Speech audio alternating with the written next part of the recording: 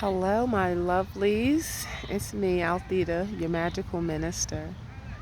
It's a beautiful Sunday afternoon, early evening, and I'm not going to make this long. This week has been, I have experienced, received so many downloads, so much divine wisdom. Um, and it's a lot. It's not overwhelming, but it's been a lot, fast and steady and sure and consistent. And I speak to people that are on schedule for the conversation, for the activation and the catalytic conversion of the energies, right? So a lot of people contact me and we talk about, I won't say a lot of people, but those that are assigned, they come and we have conversations about some things that, to the naked eye, you don't really see it. But beings that um, I am in that receiving mode from the spirit to receive some principles about this thing we call life to assist us in overcoming, breaking past the threshold between our past world and our future world. We're in between two worlds. I've heard that in conversation, but I know what that feels like, trying to overcome some of those straggling loose ends from your old state of being and consciousness, and cutting loose those cords. You still have this energy attachment to some low vibrational energies, emotions, and thought patterns that can't go forward with you and serve as somewhat of an obstacle. And I think I did a little bit of a video on that somewhat superficially, just touching the surface. But to keep this condensed and quick, I'll get to the point in that in all the conversations, whether it was about, an energy of frustration, an energy of despair, an energy of sadness, um, and I even went a little deeper with one energy in particular, like sadness, this feeling of sadness. How come we can't shake, certain energies? And one that I can identify with is sadness. And I went a little further and I looked at it from the perspective of melancholy.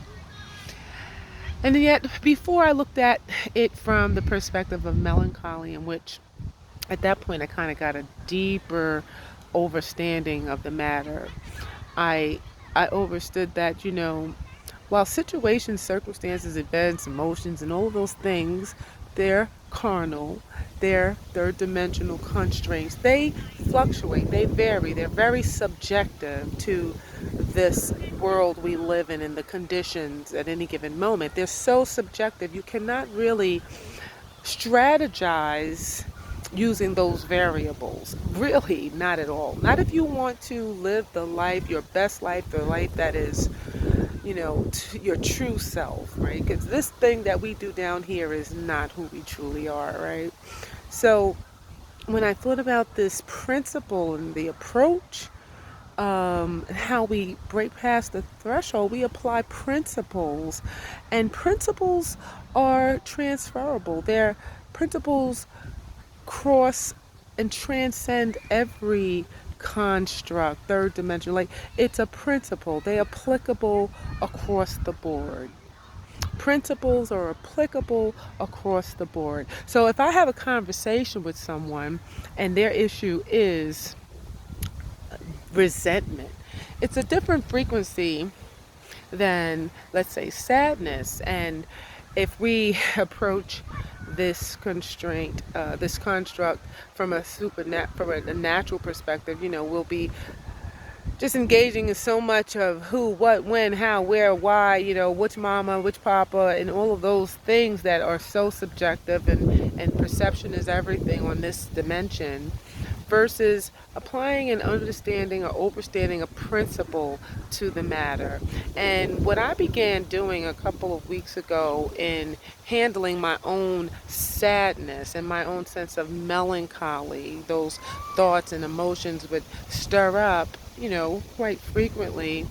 And I've been managing them, but more intentionally, I have been intentionally transmuting that energy, because you can't do away with the energy. You can't do away with sadness. You can't do away with anger, frustration, being mad.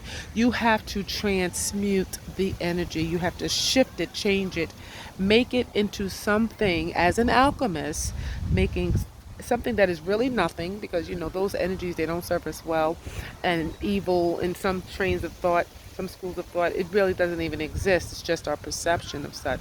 So transmuting something that is really useless and nothing, and making it into something that is useful for life, is what an alchemist is really all about. What a magician, whatever you want to call it, a divine creator, someone who is taking the reins of their own destiny and doing their part. And only you can clean up your own yard, right? So you're frustrated, you're sad. I was speaking to a sister this morning, and my spirit has really just been real sharp about cutting off shit that really don't serve us, right? And so, although we need not berate ourselves or feel less than one who is on this path ascending, because we experience lower vibrational emotions, energies, frequencies. We get there, we might be stuck there, we might find ourselves there at any given moment during the day. But rather than berating yourself, feeling badly about your position in the process because you are having some human reactions to your third dimensional reality, you just quickly transmute the energy. You find yourself in the sadness, knowing how this works, overstanding how the principle of law of attraction, of divine creation, how it works, and you get more of what you think of, knowing and overstanding how one does their personal work. If you don't have a real grasp on that, I get it. We'll talk about it some more. Leave a comment, and maybe we can have a conversation about little things to really be doing your work, practices that you can put into place to do your inner work and jump on board, because it doesn't have to be a process. According to the world, you got to matriculate, you got to meet so many standards and credits and all. Like, if you can get it in the twinkling of an eye, you've shifted to a different state of consciousness. It's that simple. So if you can get some knowledge and understanding about processes or practices that would help you evolve in this area, by all means, leave a comment or search someone else out on YouTube, because there's a lot of information that could help you in that process. And so with this final understanding of just transmuting those negative energies that don't serve you well, that keep you stuck, that serve as obstacles between you and the other side, between you and the next level, right? Transmute the energy. Yes, I'm sad. However, had I not encountered some of those experiences that led to sadness, I would not be experiencing some of these experiences that are leading to my new beginning, my new destiny. For instance, my grandson, I live with my grandson right now, and my daughter, and he's 1.5, and I've been with them for a year, off and on, and this more on than off in between work. And I'm telling you, I have pretty much what they would say, given up, forsaken, lost everything.